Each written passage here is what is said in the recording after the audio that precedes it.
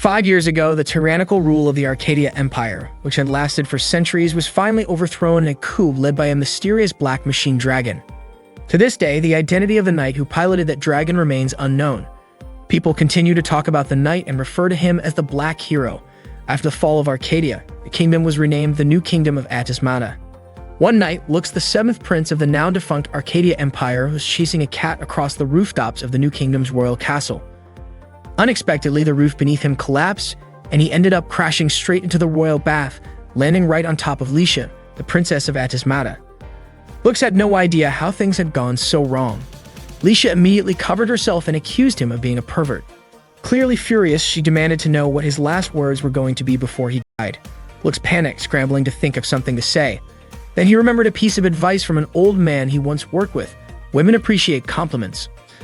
So Lux told her that she was cute, had a great figure, and was very attractive. Lisha turned bright red with embarrassment, while everyone around them screamed in shock. Lux was horrified at how things had spiraled so quickly. He tried to explain that he had not meant it that way, but before he could say anything else, Lisha struck him hard.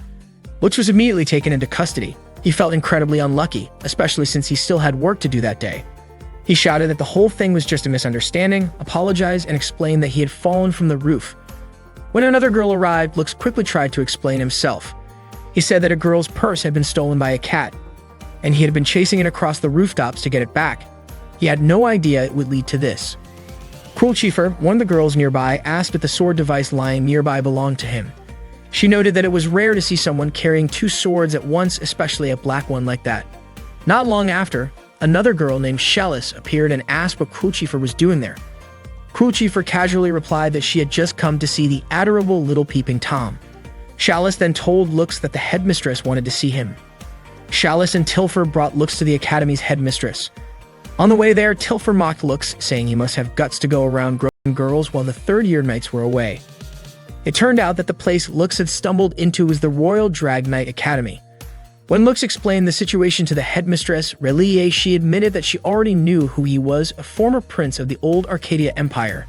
Relie vouched for Lux, saying she had known him for a long time and believed he would never do something like that on purpose. Lux knew the academy trained drag knights under the rule of the New Kingdom of Atismata. Relie explained that ever since the coup 5 years ago, the kingdom had put everything it had into training drag knights to ensure their strength could rival other nations. The academy's mission was to train young girls who were believed to have more potential as drag knights than boys. Relie then asked Lux to work at the academy. Both Tilfer and Chalice were stunned. Lux too was confused about why she would want him there, especially as a boy. Relie explained that ever since the coup, male drag knights had become extremely rare. Someone like Lux was now valuable. She also believed that the two swords he carried were not just for show. Of course, Tilfer and Chalice were not immediately convinced. Then Lisha entered with a group of other girls. She made it clear that she disagreed with the idea of letting a boy, especially a shameless one like Lux, work at the academy. Lux realized that Lisha was the same girl from the bath earlier. Tilfer warned Lisha to keep her distance from him, and Chalice told the others to stay away as well. In the end, Relie handed the decision about Lux's punishment over to Lisha. She challenged him to a duel and said she would determine whether or not he was worthy of being a drag knight at the academy. The other girls seemed intrigued by the challenge.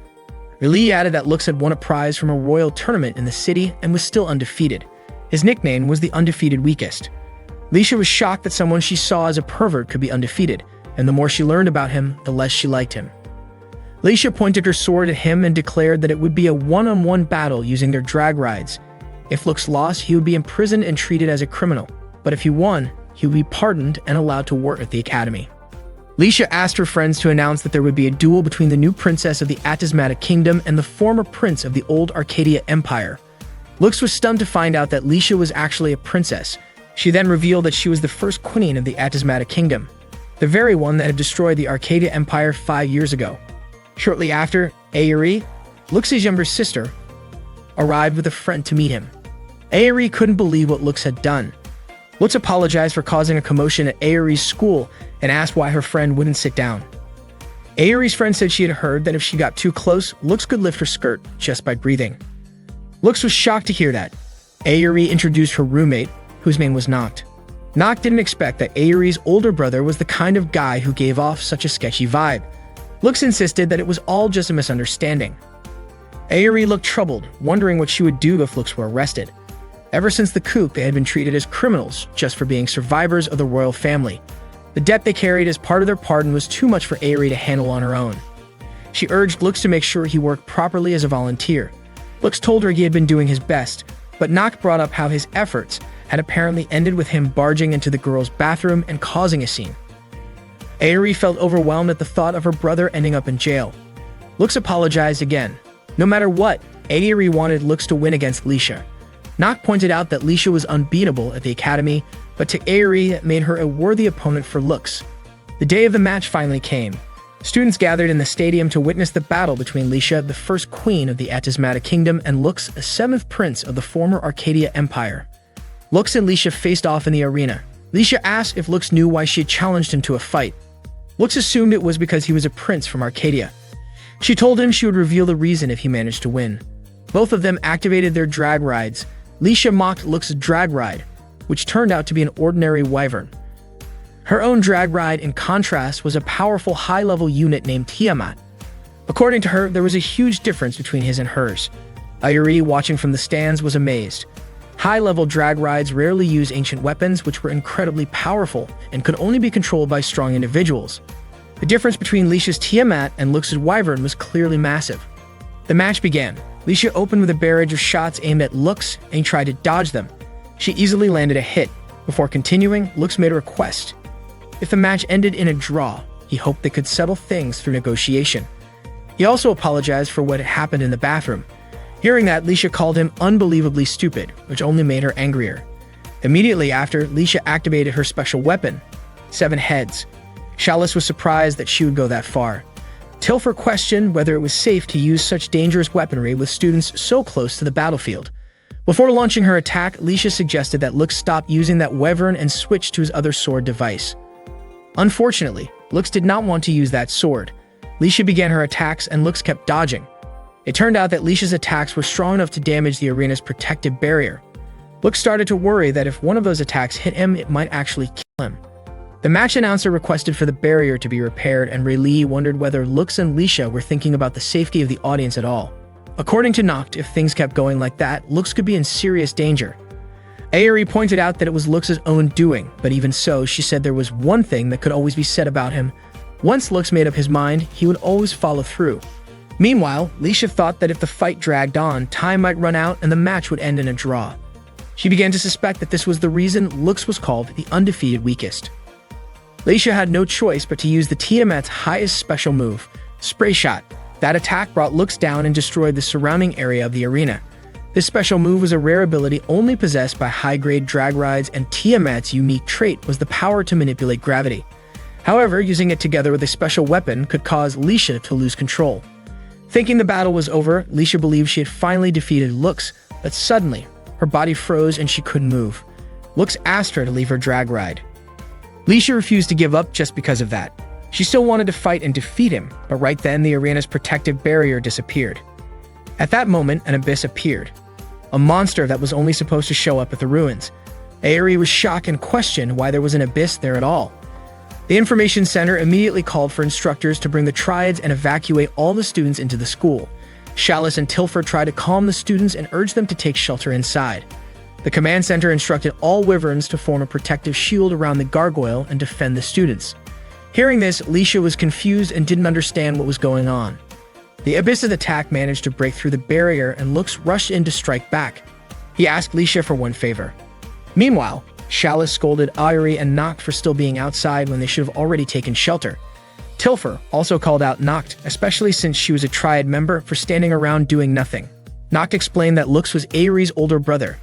At that time, Lux was still fighting the Abyss. Tilfer was surprised that he was willing to take on such a powerful enemy using only a standard drag ride. Chalice advised Aerie not to interfere and just wait until the instructors arrived, but Aerie believed that since there was only one enemy, Lux would lose. Lisha had already stepped back by then and felt relieved that Tiamat had calmed down. It turned out that Lux's request was for her to come down and help target the enemy. Lisha was annoyed and asked if Lux was trying to give her orders, but Lux explained that he would give her the signal to fire, and that signal would be when he raised his sword above his head. Lisha didn't know what Lux was planning to do with that broken sword, but she knew her 7 heads cannon had only one shot left. She couldn't believe she was about to use it, all to support someone like Lux, a so-called useless prince. Lux kept dodging the abyss while occasionally firing at it. The command center asked Lux to hold on, saying help was on the way. After that, Lux raised his sword as a signal, but the abyss immediately broke it. Leisha then fired the 7 heads cannon at the abyss and successfully landed a hit. After the shot, Leisha mentioned that if a defensive maneuver could open up a window of opportunity for attack, then she could unleash her full strength. And that was the basic strategy for fighting monsters. She quickly rushed over to Lux, who had collapsed. Later that afternoon, Leisha was soaking in the bath replaying everything that had happened. She started to suspect that Lux had intentionally made himself the target to give her a chance. And it was the first time a guy had ever tried to help or protect her. At that moment, Lux was lying weakly in bed. He dreamed of someone asking whether his wyvern would fight alongside the other person's Bahamut or against it. The dream woke him up immediately. Right then, he saw Leisha walk in and ask how he was doing. Lux asked if she had come to take care of him. Leisha put down the glass of water she brought and said that she came because Lux had saved her. Leisha could no longer tell whether Lux was genuinely humble or just acting arrogantly. She also wondered if everyone in the Arcadia Kingdom behaved like that. Lux himself wasn't quite sure anymore. He had been forced out of the kingdom since he was a child. Leisha was puzzled by how Lux could be willing to fight an abyss with just a regular drag ride. That wasn't something ordinary people did. Lux admitted he didn't really remember all the details. He just felt like he had no other choice back then. Leisha thanked him for protecting everyone, and Lux responded by calling her a generous princess. Leisha proudly said that she did consider herself to be a fair and generous one. They both laughed. Leisha confessed that she now completely trusted Lux, and Lux felt relieved hearing that. Then Leisha revealed the real reason she had challenged Lux to a duel. It was because she couldn't just let him walk away after seeing her body. Lux admitted that he had seen everything and thought it was beautiful. Leisha scolded him and called him a pervert, though what she was actually referring to was the mark below her stomach. It turned out to be the emblem of the Arcadia Kingdom, and Lux was surprised to find that he had the same mark. Leisha wasn't ready to explain why yet, but she asked Lux not to tell anyone about it. Lux promised he wouldn't. Leisha then asked why Lux was so stubborn about not using his black sword device. Lux couldn't give her an answer, and Leisha understood. If they both had secrets, then it was only fair. She told him that starting tomorrow, Lux would officially be a part of the academy. The previous order from the headmistress had been revoked, and Lux would now be attending as a student knight of the royal family. Lux was shocked to hear that and didn't quite understand how it all happened. Before leaving, Leisha asked Lux to start calling her by her name, just like the others did. Unbeknownst to them, their conversation had been overheard by Crucifer. That day marked Lux's official enrollment in the academy. He introduced himself in front of the class and greeted his classmates. As he looked for an empty seat, the other students began whispering about him. They couldn't believe the school had allowed a male student to enroll. Lux felt uneasy and wanted to leave as soon as possible, until a girl suddenly called out to him. Her name was Filthy, and she knew Lux. He was shocked since they hadn't seen each other in 7 years. The teacher asked if Filthy was someone Lux knew. He replied that she was his childhood friend. The teacher then allowed him to sit next to Filthy, but that seemed to upset Lai a bit. The teacher began the lesson and asked everyone to turn to page 27 in their textbooks. Lux quietly asked Filthy if he could look at her book. Filthy said he could, but only if he called her Fi-Chen, just like how she called him Lu Chan. Back when they were kids, Lux used to call her that, but now he felt embarrassed. The other students found the exchange cute and teased them for their special nicknames. Blushing, Lux called her Fi-Chen and borrowed her book. Filthy happily handed it over. Leisha looked increasingly annoyed at how close they seemed. During the break, a few students approached Lux and asked if it was true that he worked as a volunteer. Lux replied that it was simply part of his duty. More students began crowding around, eager to ask questions. To calm the chaos, Tilfer stepped in and told everyone to write down their questions and place them in a question box.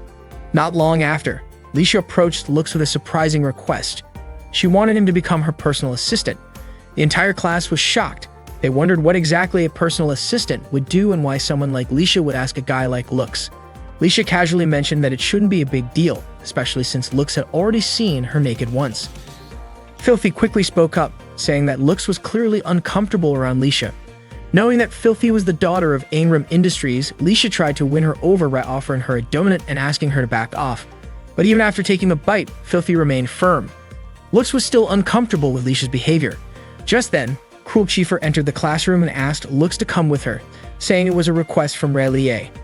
She led Lux outside and he thanked her, realizing she had deliberately stepped in to help him out. Curious, he asked why she was helping him.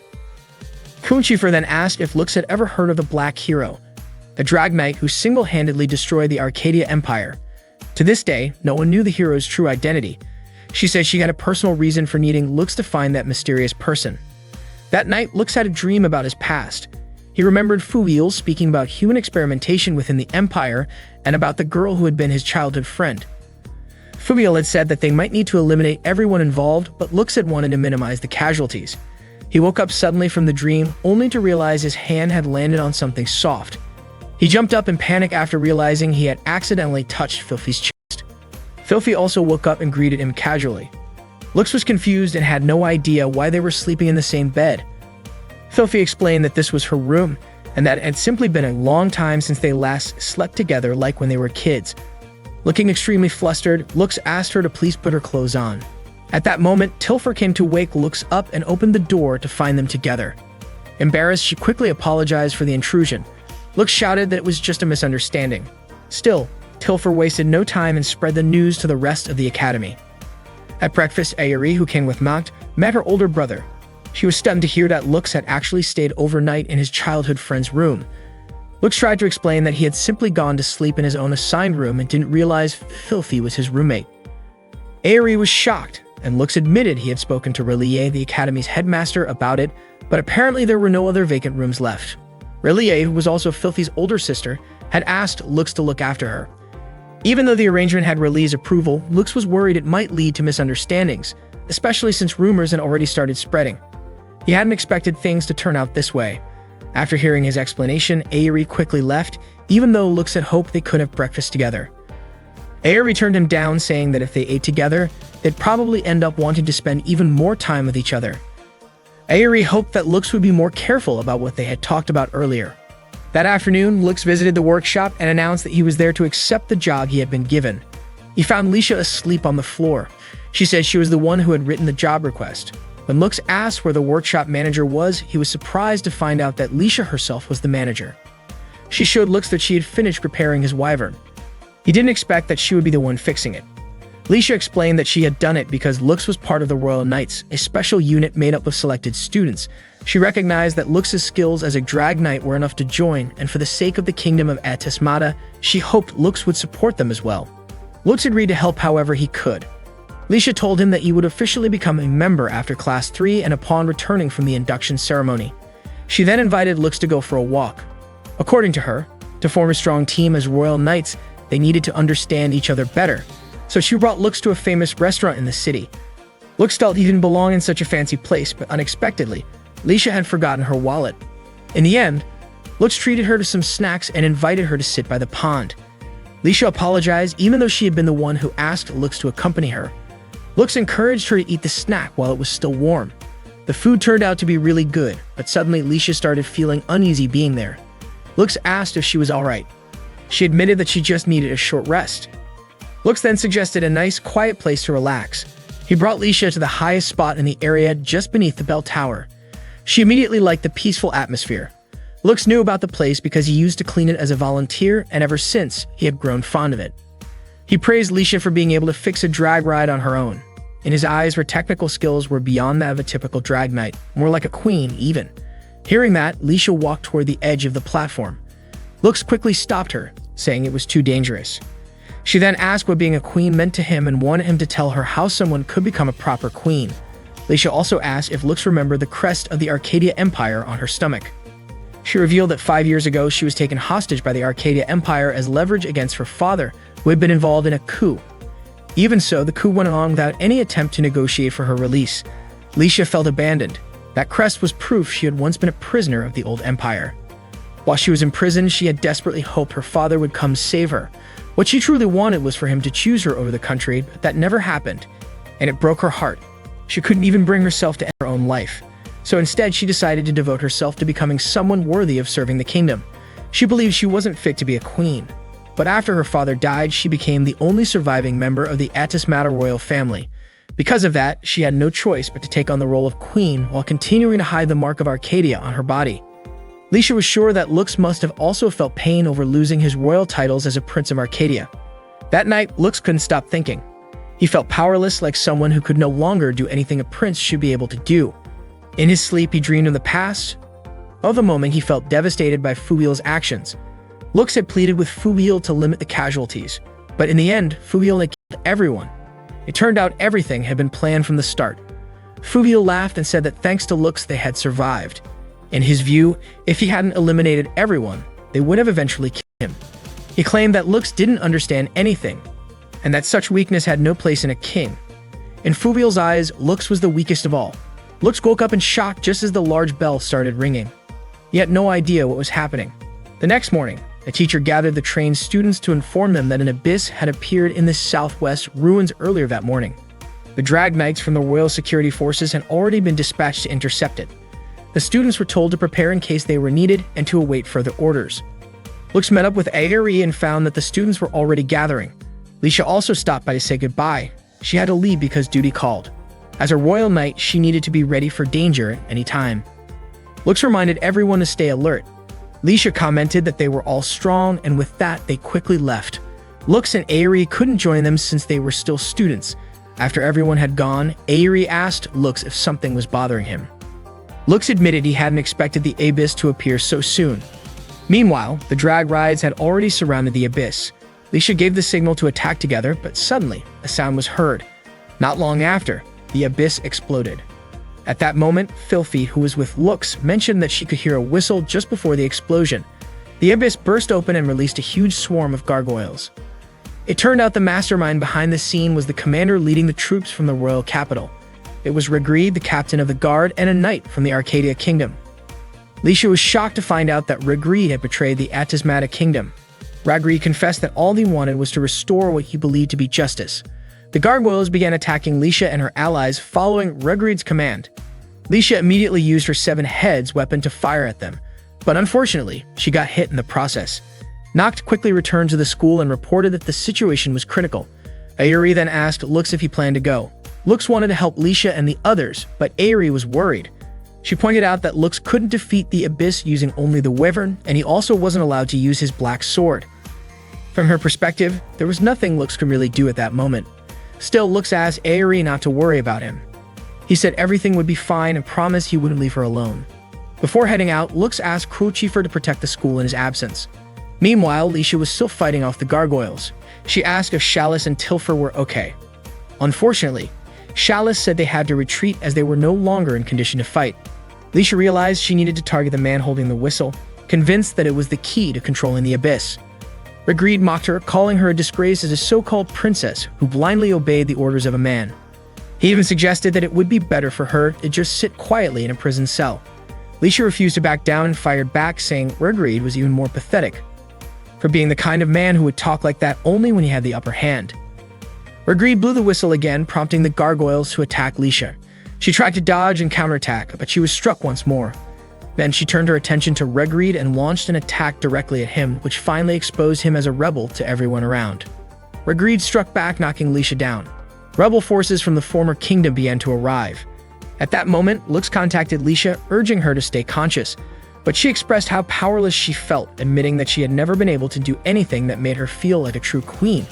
Even pretending to be a princess had been painful. Still, she said that this time she wanted to prove herself. Rigreed approached her, saying he would remind her who she truly belonged to. He forcefully exposed the mark on her lower abdomen. Laughing, he declared that he was the one who had placed that mark there. Lisha's memories from the past came flooding back. Enraged, she threw her sword at Rigreed and the blade cut his cheek. Infuriated, Rigreed prepared to strike her down. But just in time, Lux arrived and blocked the attack. Lux admitted that he had failed to protect people as a prince and had felt powerless. But this time, he wanted to stand by Lisha's side and help her. He wanted the world to recognize her as the rightful queen of the Atismata kingdom. Rigreed severed the wyvern's arm. He didn't know Lux and underestimated him from the start. Lux immediately activated his black sword to summon Bahamut. Rigreed was stunned to realize that the drag he had to face was a special black one. He never expected Lux to possess such a thing, neither did Lisha. At that moment, Aeri noticed that Lux had finally used the black sword. It was then that Cruelchieffer realized the truth. Lux was the black hero. Lux fought against multiple gargoyles, dodging every attack with incredible speed and taking them down in an instant.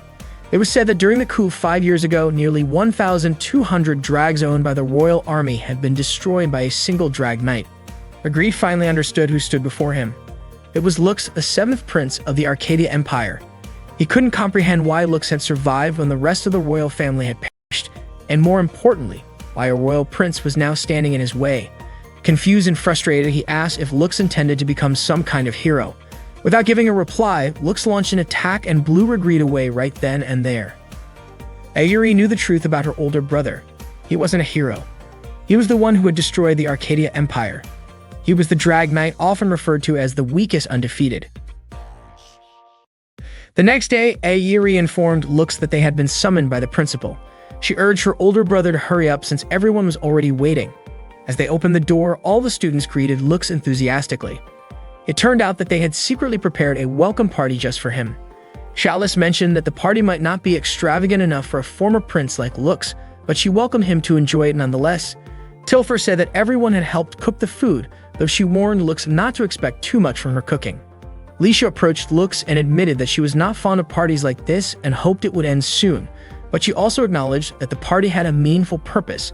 Not clarified that what Lisha meant was that they wanted to thank Lux and hoped he would enjoy the food, even if it was just a little. Lisha immediately blushed and scolded Noct. Filthy came over to congratulate Lux as well. Lisha scolded her for eating before Lux had tasted anything, even calling her a glutton. In response, Filthy quickly offered a sandwich to Lux, which only made Lisha even more irritated. Relief stepped in and suggested that everyone raise their glasses to celebrate the occasion. After the toast, they all began enjoying the food. Everyone seemed to be having a great time, but not all of the students were happy about Lux's presence. Some of them questioned why people were so quick to forgive him, and Cruel Chiefur overheard their complaints. At that moment, Riley announced that she wanted to make the party even more exciting by introducing a special competition. She presented a letter that, if captured, would grant the winner exclusive access to Lux for an entire week. If someone managed to take the letter before time ran out, they would get to have Lux for a full week. The crowd erupted in excitement. Lux asked if Riley was just joking, but she explained that it was a special request letter. If Lux could successfully hide it until the time limit expired, he would not have to follow anyone's demands. The game would last for 1 hour. Hearing that, Lux immediately took off running while the students chased after him, all eager to win the challenge. He hid in the workshop while others scattered throughout the building, calling out and trying to track him down. Lux could only dare to peek from his hiding spot and had no idea what the others might do if he got caught. Suddenly, Lisha appeared behind him and said he could stay hidden there for a while. Lux thanked her sincerely. Lisha then asked him about the Black Hero. Hearing that, Lux looked anxious.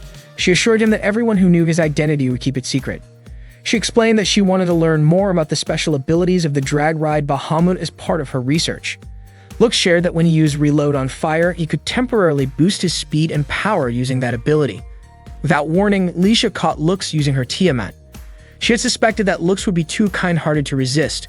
Lux asked her to let him go and promised to give her the special request letter in return. But as soon as she released him, Lux dashed away. Lisha called him unfair, but Lux teased that it was no different from what she tried to do. She pouted, clearly frustrated. Lux hid in a bush next. He was more alert now and knew he could not afford to let his guard down. Suddenly, Filthy appeared right behind him and called out his name, startling him. Lux asked what she was doing there. Filthy explained that Riley had promised her cake if she found Lux, so she was determined to succeed, but she also promised to be gentle so Lux would not get hurt. Filthy then grabbed Lux's hand tightly, holding him in place so firmly that he could not even move. Apparently, she had learned a bit of martial arts. This way, she could enjoy the cake with Lux. Her chest pressed up against his back, which made Lux blush. In the confusion, he accidentally dropped the special request letter. Filthy quickly reached for it, but Lux snatched it back and made a run for it again. Eventually, Lux slipped into a room and hid behind a bookshelf. The game only had 10 minutes left. Unexpectedly, some of his friends also entered the same room. It turned out they were about to test the drag machine that had just been repaired. Lux had no idea the room he walked into was the changing room, and he was completely unsure of what to do. The girls began changing clothes together. One of them asked if they weren't worried that Lux might try to peek or touch them. Tilfer mentioned that Lux had done something like that in the bathroom before, so they should be cautious.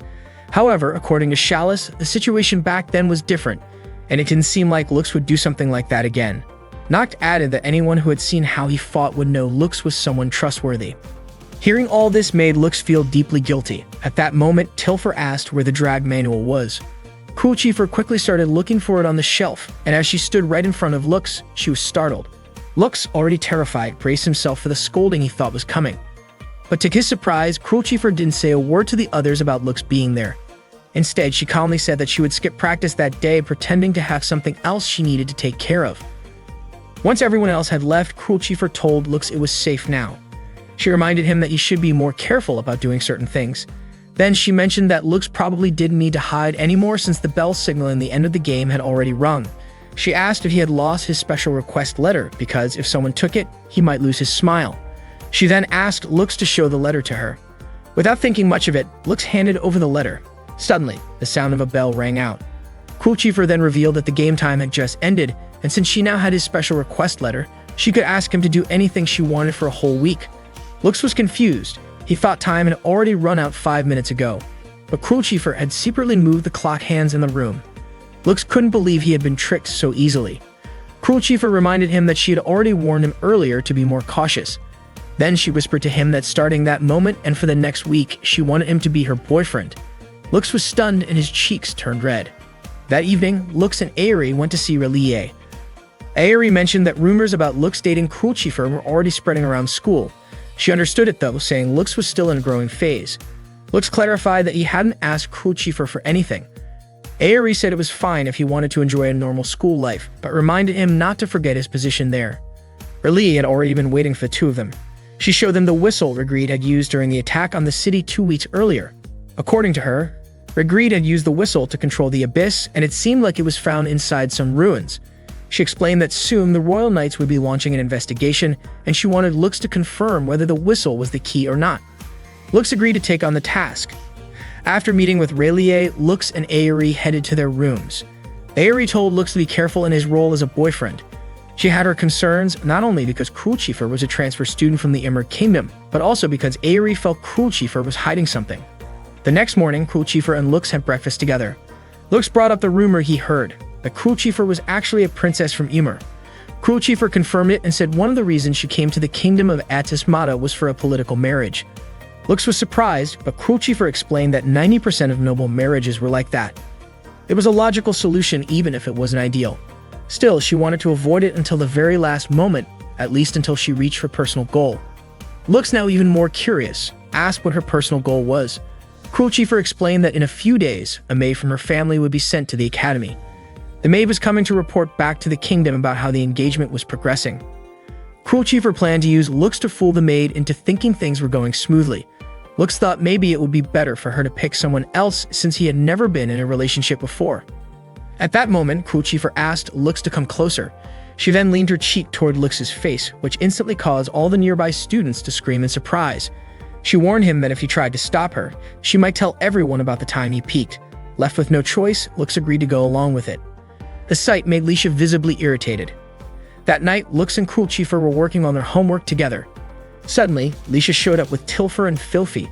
With an annoyed tone, Lisha asked what Cruel Chieffer was doing with Lux. Cruel Chieffer calmly explained that they were just getting to know each other better and doing their homework. Lisha told them to wrap it up since it was getting late. Lux noticed that Filthy looked very sleepy. He had actually woken her up earlier. Unable to fight off her drowsiness, Filthy leaned against Lux. Cruel Chieffer, also feeling tired, said she was going to bed, but Lisha stopped her, saying she had something to share. With a proud smile, Lisha told Cruel Chieffer that she had once held hands with Lux and that their relationship had already moved to a more intimate stage. Cruel Chieffer admitted she wasn't too familiar with romance customs in that country, but she asked if holding hands was really considered such a big deal. Tilfer chimed in, saying that Lisha might not fully understand things like that. Suddenly, Lux asked Lisha if she knew what a kiss was. Caught off guard, Lisha nervously responded that a kiss was something done during a wedding or when making children. Cruel Chieffer was surprised that Lisha didn't know more about it. Out of the blue, Filthy mentioned that she had kissed Lux before. Lux was shocked and quickly covered her mouth to stop her from saying more. Cruel Chieffer then told Lux to go to bed since they had a date scheduled for the next day. Hearing this, Lisha was stunned and even more annoyed.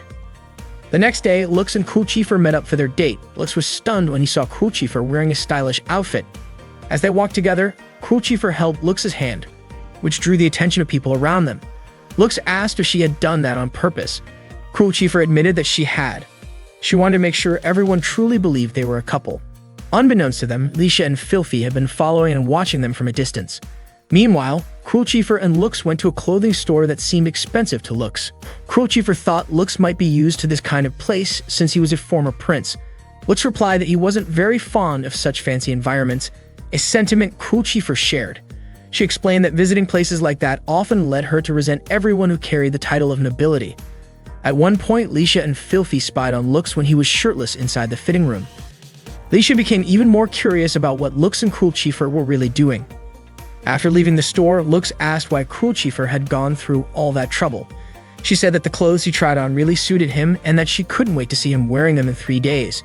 Lux felt a little guilty, but Cruel Chieffer assured him that she was free to spend her money however she liked. Cruel Chieffer then invited Lux to a restaurant. As they walked side by side, she kept glancing at him, which made Lux ask what was going on. Cruel Chieffer responded that looking at his sweet face from the side was perfectly normal for someone in a relationship. Lux began to wonder if they were even going in the right direction, but Cruel Chieffer admitted she didn't know. She had been too focused on him the whole time and never got tired of being by his side.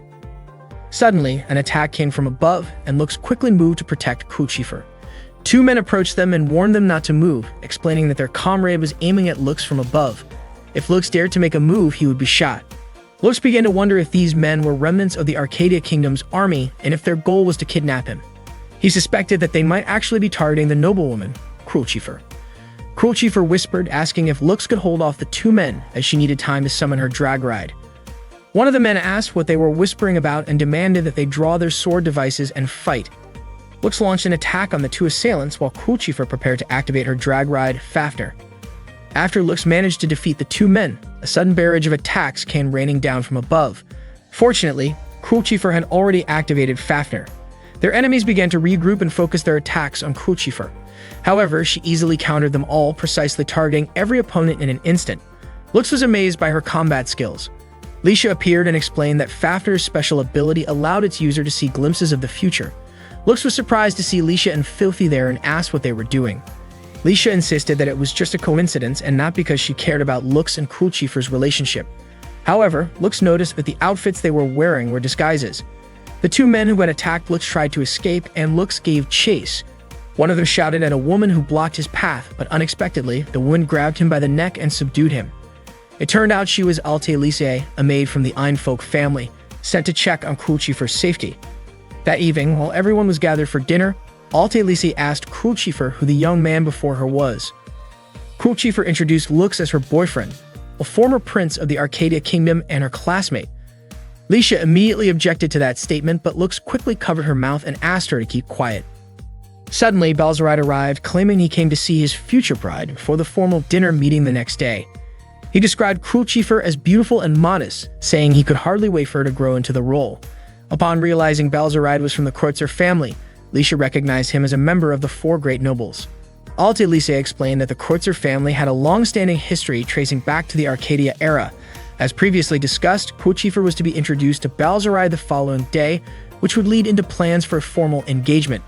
Cruel Chieffer responded by stating that she was currently dating someone. Balzaride acknowledged Lux's identity as a surviving royal from the fallen Arcadia Kingdom. Cruel Chieffer explained that Lux was known as the undefeated weakling of the new kingdom of Atismata. Balzaride laughed at this and remarked that he and Lux were on completely different levels. Cruel Chieffer firmly asked him to stop referring to her as his future wife, as they didn't even know each other. Balzaride challenged Lux to a drag ride duel, but Cruel Chieffer suggested that it should be a tag match instead. She proposed that Alte Lise pair up with Balzaride. Hearing this, Balzaride seemed intrigued and agreed to the match, setting the duel to take place in 3 days.